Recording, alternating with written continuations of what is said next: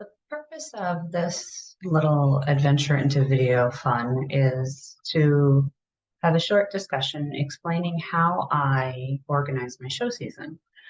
Um, the purpose of organizing the show season is to help the clients understand how they can plan their time and their finances.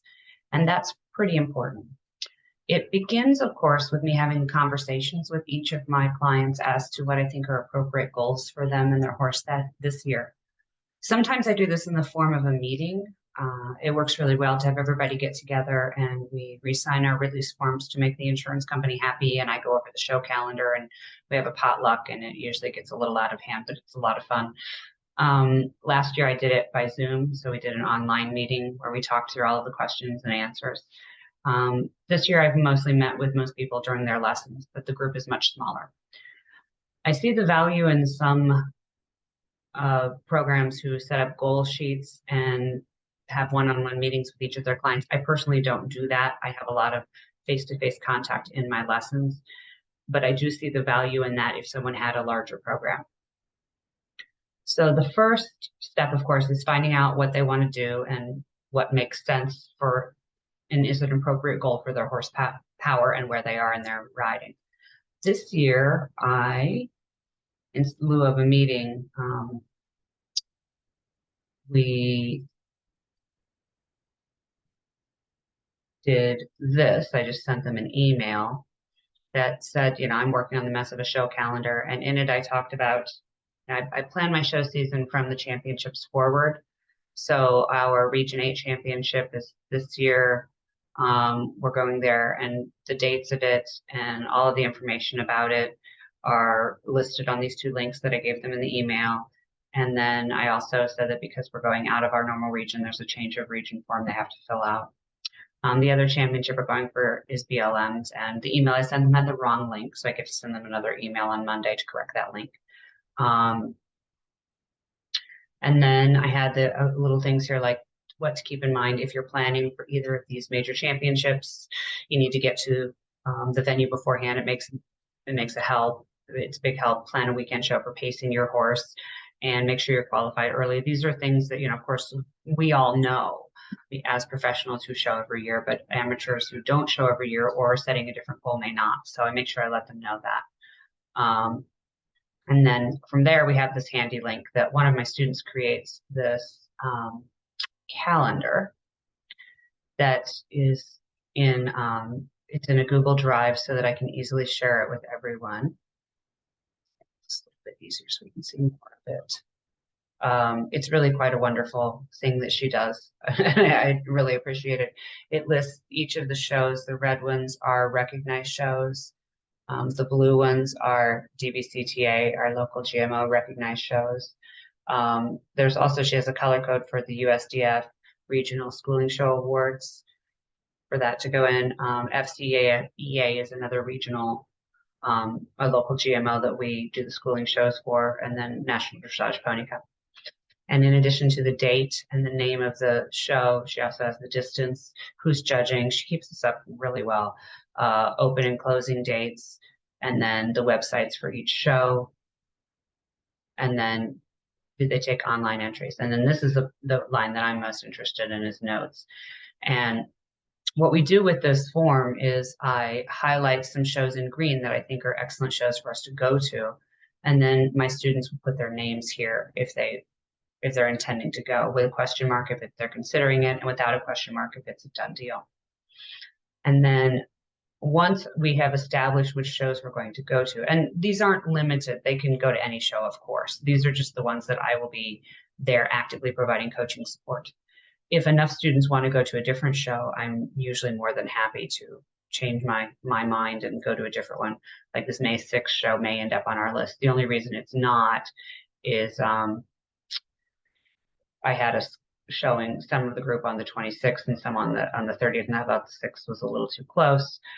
And also because of judges' choices, because we have that luxury in our area because we have so many shows.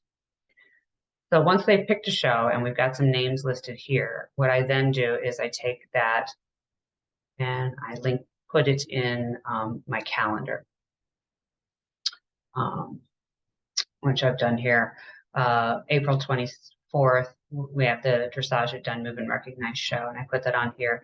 And we have a Barn Events calendar, and that calendar, I have shared the link of that to that calendar to all of my clients that are in the barn, and then anyone that wants to show with us. And it includes exciting things like when the shoer is coming, and when the vet is coming, and what the shows are. So then I would make an entry on that calendar date that has the show once we're confirmed that we're going.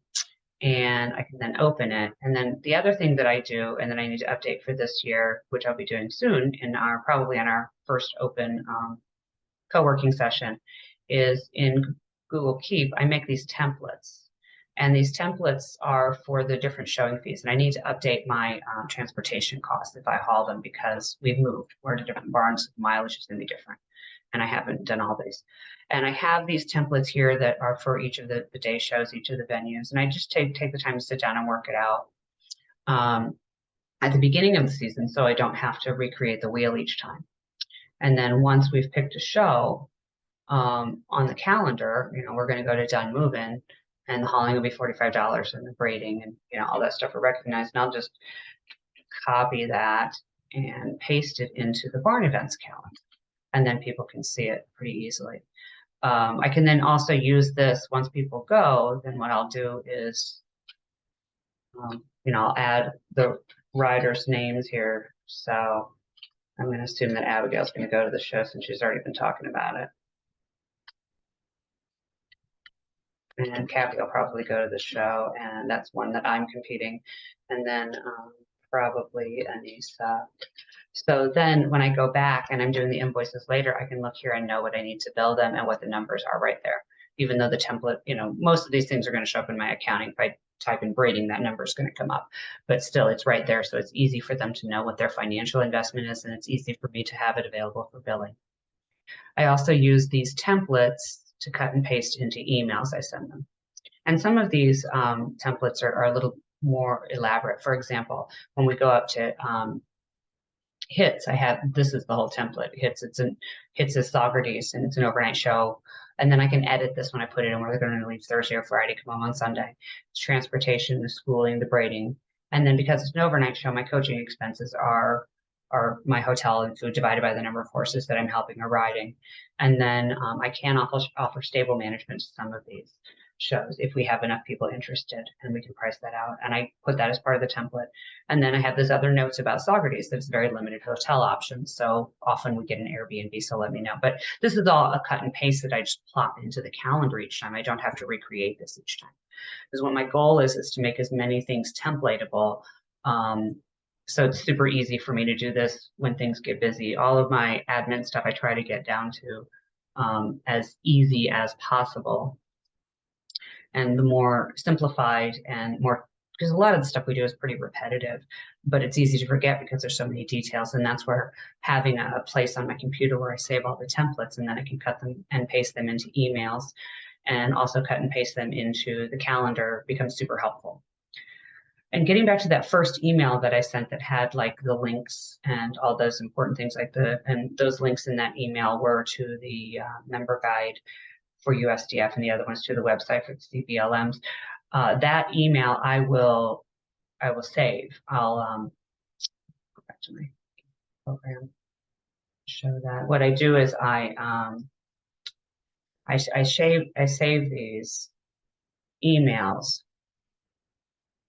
and it will also be moved to, I'll move it to the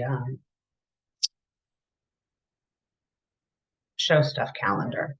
And that way, when people say, hey, what about that thing? I don't have to look it up again. I can just pull up my phone, open the folder that says show stuff, if I can find it, because alphabet's hard. And there's this email, and I can just forward it to them directly. And then all that information is available to them pretty easily. And they don't have to search through the internet, and I become the hero for saving them a bunch of time. And I've answered all of their questions months ago and just kept the answers handy. So that's one of my favorite hacks. All righty. So those are the kind of things that I will be working on in the co-working session for setting up my show season, is making all that stuff as streamlined as possible. So I hope this is helpful. Thanks.